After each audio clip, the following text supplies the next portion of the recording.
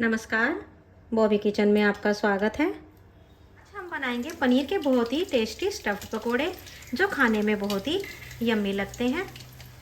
आइए अब हम झटपट से बना लेते हैं पनीर के स्टफ्ड पकोड़े। रेसिपी पसंद आए तो चैनल को सब्सक्राइब ज़रूर से कीजिएगा। तो ये पनीर पकोड़ा बनाने के लिए मैंने 250 ग्राम पनीर लिया है।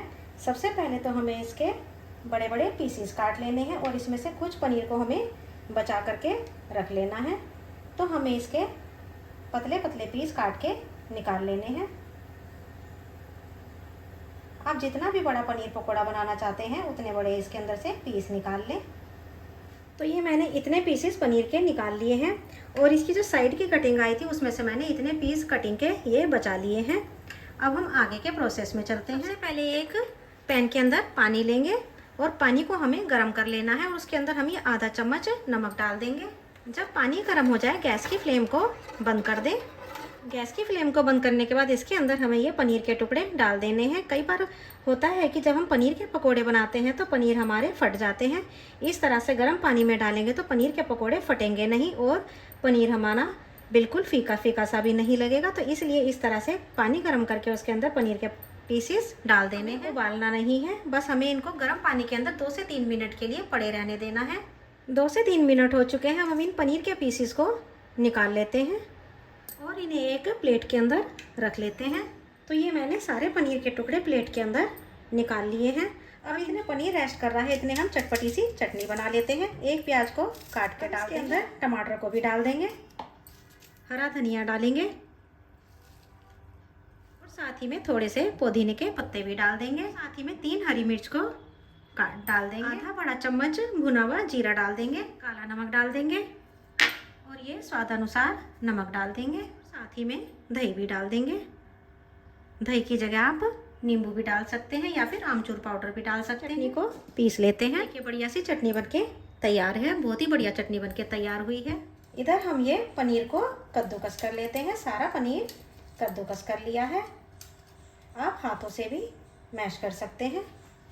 पनीर को कद्दूकस करने के बाद अब हम पकोड़े तलने के लिए बेसन का घोल बना लेते हैं। एक मिक्सिंग बाउल के अंदर 1 बाउल हमें बेसन ले लेना है। ये 1/4 बाउल हमें चावल का आटा ले लेना है। चावल का आटा ना हो तो मैदा भी ले सकते हैं, इससे पकोड़े जो हैं बहुत ही कुरकुरे बनेंगे। अब साथ ही में कुछ मसाले मिला लेते हैं। ये 1/4 चम्मच हल्दी पाउडर डाल देंगे, इससे पकोड़ों का कलर बहुत ही बढ़िया आता है। आधा चम्मच लाल मिर्च डाल देंगे, थोड़ा सा अजवाइन भी डाल देंगे, थोड़ी सी कसूरी मेथी भी डाल देंगे, स्वादानुसार नमक डाल देंगे। अब इसके अंदर पानी मिला लेते हैं।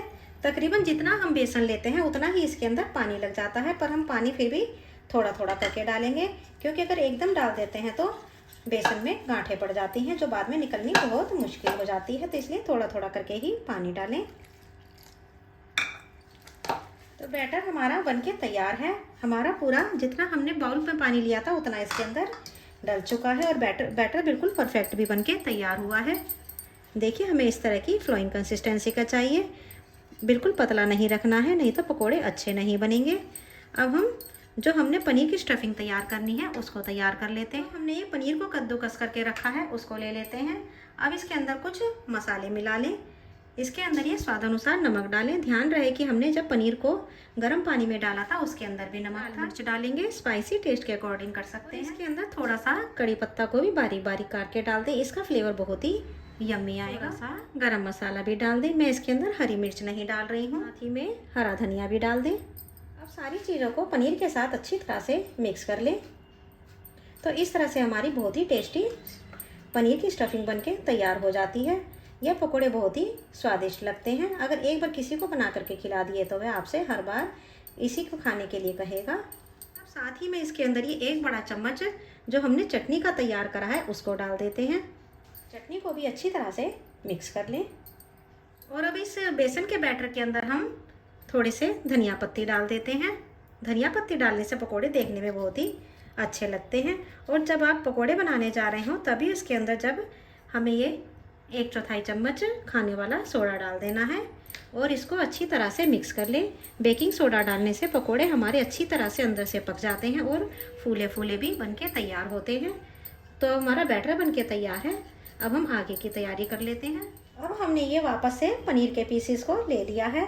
हम इस तरह से पनीर का पीस लेंगे और इसके ऊपर हमें स्टफिंग को लगा देना है। आप जितनी स्टफिंग इसके ऊपर लगाना चाहते हैं उतनी स्टफिंग इसके ऊपर लगा सकते हैं।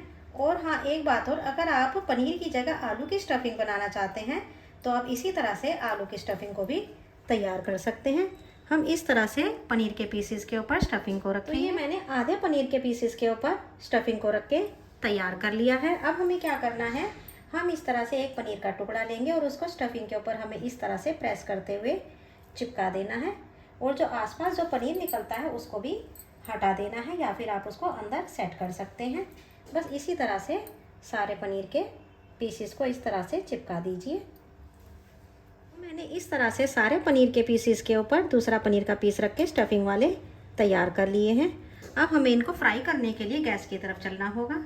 और इधर मैंने तेल को पहले ही गर्म होना रख दिया था। तेल को मैंने मीडियम गर्म करा है। मीडियम तेल को ज़्यादा हाई गर्म नहीं कीजिएगा, नहीं तो पकोड़े अंदर से कच्चे रह जाएंगे। अब हमें क्या करना है, इस तरह से एक पनीर का टुकड़ा उठाएंगे और उसको बेसन के अंदर इस तरह से डिप करेंगे। देखिए, बेसन की कंसिस्टेंसी इस तरह की होनी चाहिए जो इसके ऊपर आराम से कोट हो जाए। अब हमें इसके अंदर डाल देना है। बाकी के भी इसी तरह से डाल देते हैं। इस तरह से मेरे सारे पकोड़े एक ही बैच के अंदर आ गए हैं। गैस की फ्लेम को मीडियम पर रखें। अब जो ये हल्के से ऊपर से कलर आ गया है उनको हमें पलट देना है।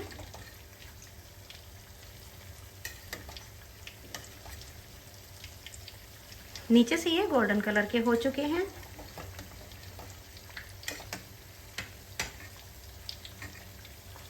ये नीचे की साइड से भी सीख चुके हैं, तो अब इन्हें हमें निकाल लेना है। तो मैंने ये पकोड़े एक बार बना करके फ्राई कर लिए हैं। अब इन्हें हमें 2 से 3 मिनट के लिए रख देना है। 2 से 3 मिनट के बाद अब इन्हें हमें दोबारा से मीडियम हॉट ऑयल में डाल देना है। पहली बार में हमें इनको पूरा कुक नहीं करना है, इनको थोड़ा सा हमें कच्चा ही रखना है। अगर इस तरह से आप 2 बार इनको फ्राई करेंगे तो ये ज़्यादा कुरकुरे बनेंगे और बहुत ही स्वादिष्ट भी लगेंगे। मीडियम फ्लेम पर ही अलटते पलटते हुए करारे कर लें, या बहुत ही करारे बन के तैयार होंगे।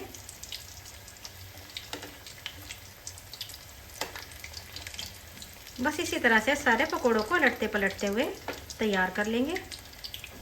पकोड़े अच्छी तरह से दोनों साइड से फ्राई हो चुके हैं और गोल्डन कलर के भी हो चुके हैं। तो अब इन्हें हमें स्पाइडर के अंदर निकाल लेना है। तो देखा आपने किस तरह से हम बहुत ही आराम से पनीर के स्टफ्ड पकोड़े बना सकते हैं। अगर आप इनको किसी पार्टी के लिए स्टार्टर के रूप में यूज़ कर रहे हैं तो आप इनको बड़े पीसेस में काट करके बड़े बड़े पकोड़े बना सकते हैं और उनके 2 या 4 पीसेस करके उनको सर्व कर सकते हैं। मैं ये घर के लिए बना रही हूँ तो मैंने इनको छोटे पीसेस में ही रखा है। अब इन्हें प्लेट के अंदर निकाल लें। पकोड़े हमारे तैयार हो चुके हैं। अब इन्हें हरे धनिया की चटनी, मिंट की चटनी के साथ खाएंगे तो ये बहुत ही यम्मी लगेंगे। आप इन्हें टोमेटो केचप के साथ भी खा सकते हैं। रेसिपी पसंद आती है तो चैनल को सब्सक्राइब ज़रूर से कीजिएगा।